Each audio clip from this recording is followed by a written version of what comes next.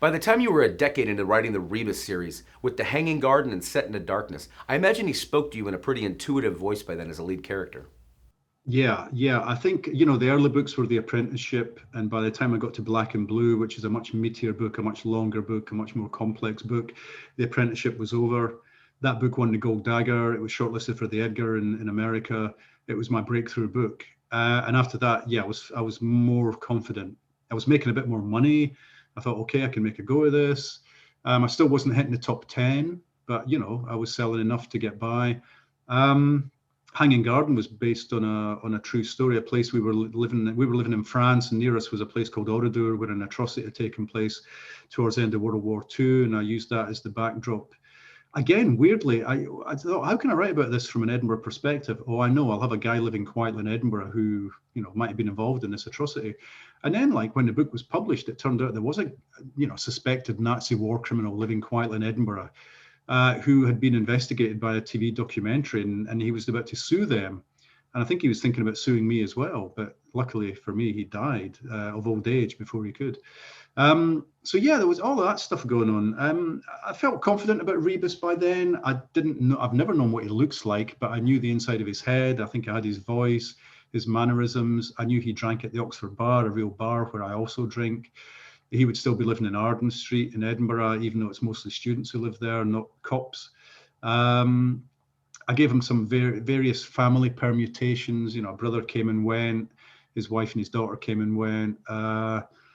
But he was mostly a loner. He's mostly happiest with a bottle of malt whiskey, sitting in his record album strewn living room, listening to the Stones or Van Morrison or something, while the night descends outside. I know that because that kind of is me, you know.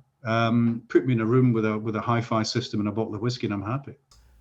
How much fun was it for you as you got into later books in the series like Resurrection Men, A Question of Blood, Flesh Market Close, The Naming of the Dead, and Exit Music, especially adding a new sidekick in Siobhan Clark?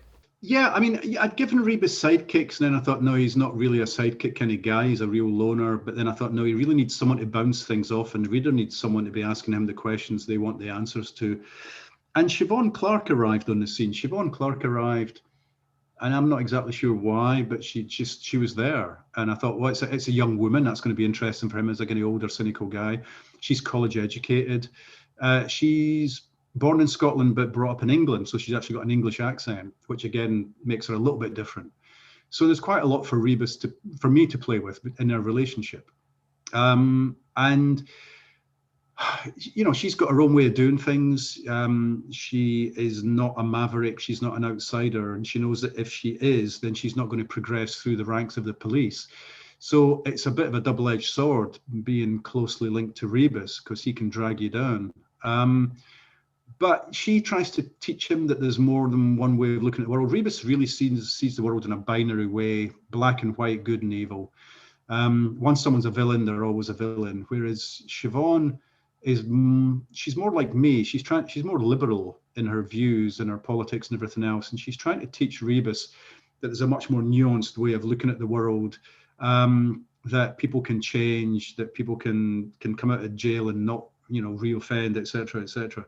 So yeah, I like her a lot, and she's been incredibly useful to me. And of course, as Rebus creeps towards retirement, there's always the thought at the back of your mind that maybe she can hold down a series. And I've often thought about, giving her a book of her own, but I've not found a story yet that feels like it's her story. Something that's really, really going to grab her and that she's going to work away at. So I'm still waiting for that magic dust to land.